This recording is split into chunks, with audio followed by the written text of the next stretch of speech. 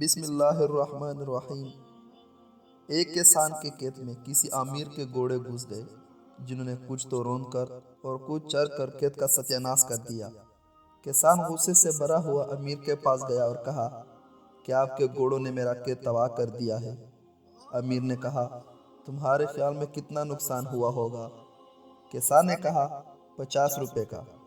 امیر نے اسی وقت کسان کو 50 روپے دے کر کہا، اگر نقصان کچھ زیادہ ہوا ہو تو پھر سوچ لینا، میں زیادہ دینے کو بھی تیار ہوں۔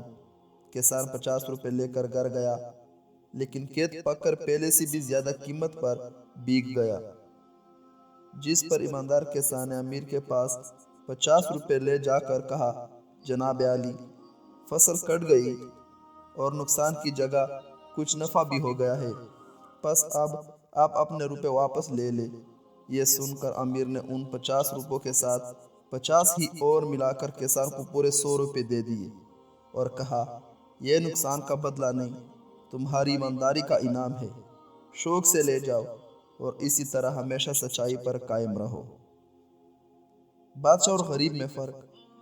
ایک بادشاہ خود تو رحم دل اور نیک مزاج تھا، مگر اس کا بیٹا اتنا بے رحم اور تلخ مزاج کہ جب دیکھو غصے میں تیوری چڑھے ہوئے نوکروں کو ڈانٹتا، مارتا، پیٹتا ہی نظر آتا۔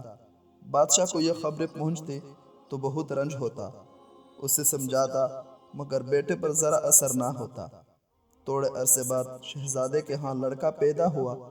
اتفاق دیکھیے کہ اس کے خدمتگار کے گھر بھی عین اسی وقت لڑکا ہوا۔ بادشاہ نے محل میں جا کر دونوں لڑکوں کو ایک پلنگ پر لٹا دیا اور شہزادے کو بلا کر کہا، تم ان میں سے اپنا لڑکا پہچان لو۔ شہزادے نے دونوں لڑکوں کو ایک ساتھ دیکھ کر جواب دیا، میں تو نہیں پہچان سکتا۔ باپ نے کہا، کیا غریب اور بادشاہ میں کوئی فرق نہیں؟ شہزادے نے جواب دیا، مجھے تو کوئی فرق نظر نہیں آتا۔ باپ نے فرمایا، بے شک کوئی فرق نہیں، اور جب خدا نے کوئی فرق نہیں رکھا تو تم کیوں فرق رکھتے ہو؟ اس کے بعد شہزادہ شرمندہ ہو گیا اور اس کے بعد نوکروں پر کبھی سختی نہ کی۔